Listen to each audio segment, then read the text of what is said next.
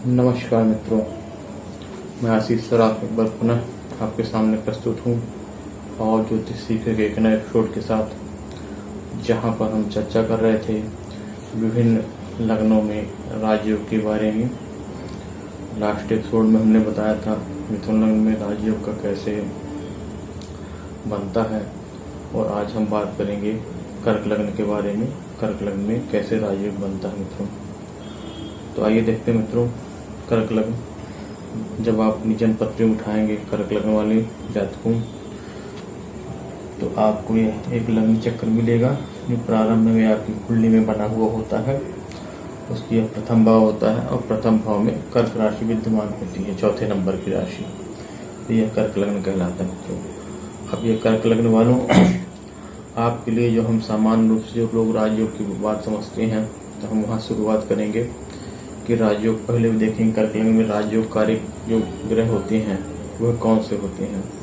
जो राजयोग कारक ग्रह होते हैं मित्रों, वो होता है 10वें स्थान का स्वामी और 9वें स्थान का स्वामी, जो कि यहाँ पर आपका बन रहा है मंगल है और गुरु है। यानी एक नंबर की राशि है, यहाँ पर मेष राशि है 10वें स्थान में, तो मंगल बनेंगे, और 9वें स्थान में गुरु महाराज जो है गुरु बनेंगे यहाँ पर राजयोग कारक ग्रह। तो सर्वप्रथम हम इन्हीं को लेके चलते हैं राजयोग के लिए। तो हमने जैसे पहले एपिसोड में बताया था कि 9 मेष और 10 मेष यदि एक साथ युद्ध होकर या राशि परिवर्तन करके, यानी मंगल और गुरु एक साथ इकट्ठे होकर 10वें स्थान में बैठ जाते हैं, या मंगल और गुरु एक साथ इकट्ठे होकर 9वें स्थान में बैठ जाते हैं, तो ऐसे इस योग में कर्क लग्न में जो भी जातक होता है वह राजयोगकारी हो जाता है। उसके कुंडली में एक सहज राजयोग का निर्माण हो जाता है, और जातक जो होता है अपने जीवन में एक राजा तुल्य जीवन जीता है। उसके पास सुख संपदा, धन संपत्ति, वैभव, अधिकार, संपन्नता सब कुछ उसके पास होती है मित्रों। अब इसके बाद हम बात करते हैं केंद्र भाव के स्वामियों की और त्रिकोण भाव के स्वामियों की। जो केंद्र भाव के स्वामी होते हैं मित्रों, या त्रिकोण भाव के स्वामी होते हैं, उनसे भी जो होते हैं उनकी युति और योग से भी कुंडली में राजयोग का निर्माण होता है। 10म और 9म भाव से जो राजयोग का निर्माण होता है मित्रों, वह हमारे एक्चुअल हमारे कर्म को लेकर होता है। हम क्या काम करते हैं उससे उसका विशेष संबंध होता है। और अन्य जो भी राजयोग होते हैं मित्रों, उनका भी हम स्टेप बाय स्टेप आपको बताएंगे। पहले तो हमने गुरु और मंगल को बता दिया, एक साथ होकर के 10वें स्थान में बैठ जाए या एक साथ होकर 9वें स्थान में बैठ जाए तो राजयोग बनता है।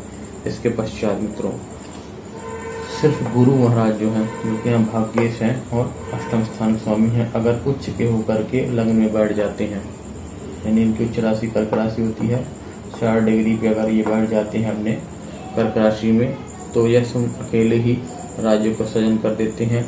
और साथ में अगर चंद्रमा बैठा हुआ है तो अति सुंदर, यह तो सोने में सुहागा जैसे योग की बात होती है मित्रों। ये तो अति भाग्यशाली योग का सृजन हो जाता है यहाँ पर। अति जिसको हम कहते हैं गज केसरी योग, प्रबल गज केसरी योग का सृजन होता है ऐसी कंडीशन में। इसके बाद बात करते हैं हम मंगल ग्रह की मित्रों। मंगल ग्रह क्योंकि यहाँ 10वें स्थान का स्वामी है पंचमेश, तो मंगल ग्रह जो है अकेले ही स्वयं में इतने बलवान है कि इस कुंडली में अगर उनकी अगर अपनी उच्च राशि स्वराशि में बैठते हैं अगर, तो वह अकेले ही राजयोग का सृजन कर देते हैं। तो अगर मंगल यहाँ पर आपके मेष राशि में बैठ जाते हैं या वृश्चिक राशि में बैठ जाते हैं, अपनी उच्च राशि मकर राशि, यह भी 10वें स्थान के स्वामी है। यानी कि कर्क लग्न में अगर मंगल 10वें स्थान में बैठ जाते हैं अगर, तो आप ये मान लीजिए कि उस व्यक्ति कुंडली में एक सहज ही रूप से एक बहुत ही प्रबल राजयोग बनेगा। साथ में एक रोचक नाम का योग बनता है मित्रों। और साथ में अगर चंद्रमा लग्न में बैठ जाए तो यह भी एक सोने में सुहागा, यहाँ पर महालक्ष्मी योग का भी सृजन हो जाता है मित्रों। ऐसा जातक जो होता है मित्रों, मतलब एक राजा तुल्य जीवन जिएगा, बड़ा व्यापारी, बड़ा कारोबारी, बड़ा बिजनेसमैन हो सकता है मित्रों। अगर वो सरकार उसका 6ठे स्थान से भी संबंध अगर हो जाता है तो बड़ा अधिकारी हो जाएगा, वो तो जॉब में जाएगा तो बड़ा अधिकारी, प्रशासनिक अधिकारी, मैनेजर लेवल का आदमी होगा मित्रों, बड़ा अधिकारी होगा। राजनीतिक में अगर उसका संबंध मंगल से बनता है, राजनीतिक रूप से बनता है, तो वह प्रधानमंत्री, राष्ट्रपति, मंत्री, मिनिस्टर, एमएलए ऐसे उच्च पदों को पदासीन सहज रूप से उसको प्राप्ति हो जाती है मित्रों। तो यह तो मंगल और गुरु की योग है। इसके पश्चात हम बात करते हैं अगर चंद्रमा के मित्रों, तो यहाँ पर चंद्रमा जो होते हैं वह स्वयं लग्नेश हैं। तो लग्नेश की स्थिति में जैसे मैंने पहले ही बताया आपको कि लग्नेश की स्थिति को सर्वप्रथम हमको किसी भी जातक कुंडली में देखना पड़ता है, क्योंकि लग्नेश अगर बली होगा तभी आपके बाकी योगों का जो बनते हैं कुंडली में उनका फलों का भोग कर पाएंगे। अगर लग्नेश निर्बल है या कमजोर है तो आप वैसा नहीं कर पाएंगे। तो चूंकि इस लग्न कर्क लग्न के जो है लग्न के स्वामी बनते हैं चंद्रमा होते हैं मित्रों, जो प्रथम भाव स्वामी है, तो चंद्रमा की स्थिति को सर्वप्रथम देख लेना चाहिए। अगर यहाँ पर चंद्र स्वयं उच्च के होकर के 11वें स्थान यानी लाभ स्थान के स्वामी बन जाते हैं मित्रों, और 8वीं में मंगल बैठ जाता है मित्रों, तो यहाँ पर भी एक प्रबल गज केसरी और राजयोग का सृजन होता है मित्रों। इस कंडीशन में महालक्ष्मी योग का सृजन होता है। इसके पश्चात यहाँ पर जो चौथे स्थान के स्वामी जो है शुक्र बनते हैं, द्वितीय स्थानीय धन भाव के स्वामी सूर्य बन जाते हैं मित्रों।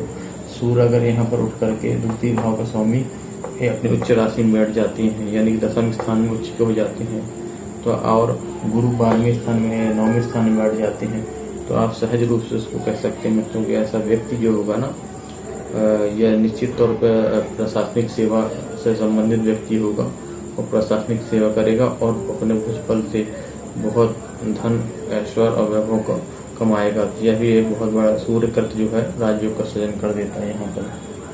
इसके पश्चात यहाँ पर जो हम देखेंगे शुक्र ग्रह का यहाँ पे भी राजयोगकारी ग्रह माने गए हैं, क्योंकि चतुर्थेश और लाभेश 2 स्थानों में इनकी राशियाँ होती हैं, तो यहाँ से इनका प्रबल योग बनता है। अगर शुक्र या चतुर्थेश यहाँ पर 9वें स्थान पे भाग्य स्थान उनका उच्च स्थान राशि बनती है मीन राशि, शुक्र चौथे स्थान स्वामी भाग्य स्थान में बैठ जाता है उच्च का होकर के, तो यहाँ पर एक आप कह सकते हैं कि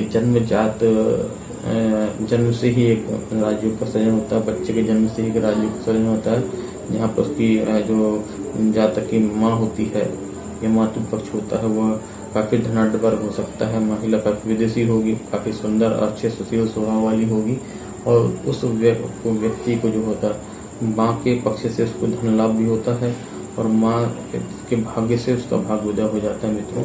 और जीवन में जो होता है उसके माँ का ही बहुत बड़ा रोल होता है, माँ को उसको बढ़ाने के लिए, उसको जीवन में तरक्की करने के लिए।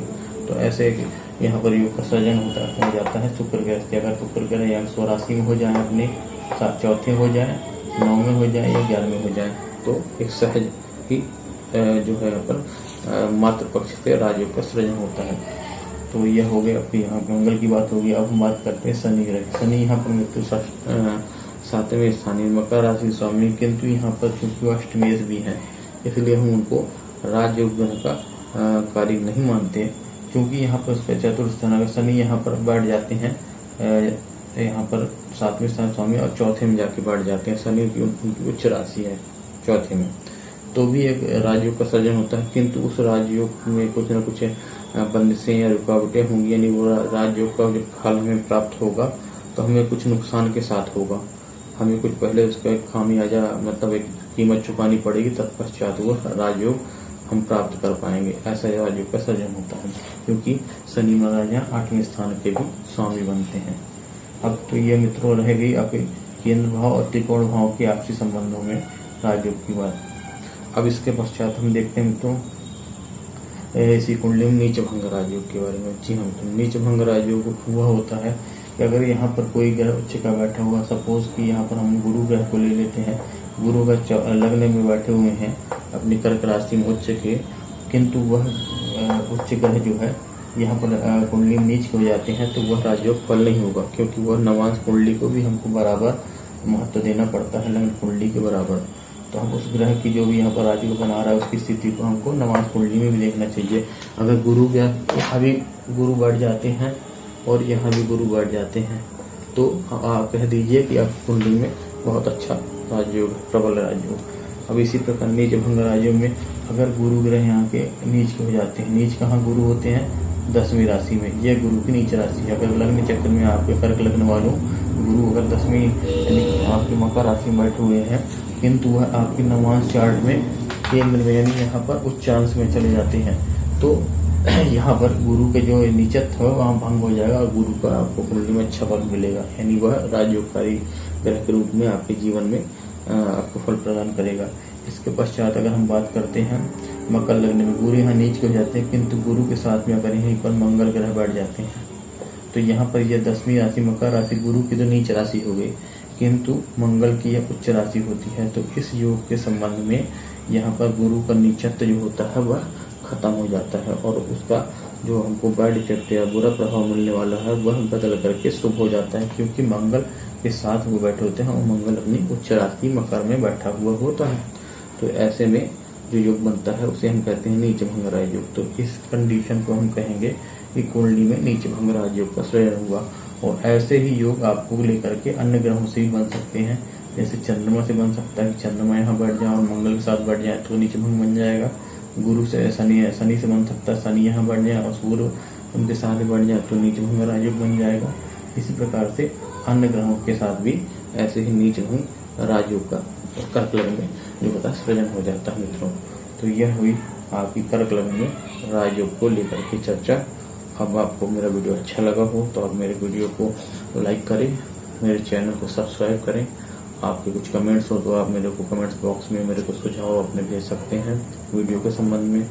आपको अपनी कुंडली के बारे में, अपने कुंडली में राजयोग के बारे में, धन योग के बारे में, विवाहित योग के बारे में या भी जीवन के किसी पक्ष के बारे में, आपकी एजुकेशन के लिए, आपके विदेश यात्राओं के लिए कुछ भी जानना हो तो इस वीडियो में दिए गए मेरे जो है नंबर पे, मेरे व्हाट्सएप नंबर पे आप मुझसे कांटेक्ट कर सकते हैं। और आपको मेरे चैनल को सब्सक्राइब जरूर करें, उसे शेयर करें आगे के लिए। तब तक के लिए धन्यवाद, नमस्कार। अगली कड़ी में जो है हम बात करेंगे सिंह लग्न में राजयोग के बारे में। तब तक के लिए नमस्कार, धन्यवाद।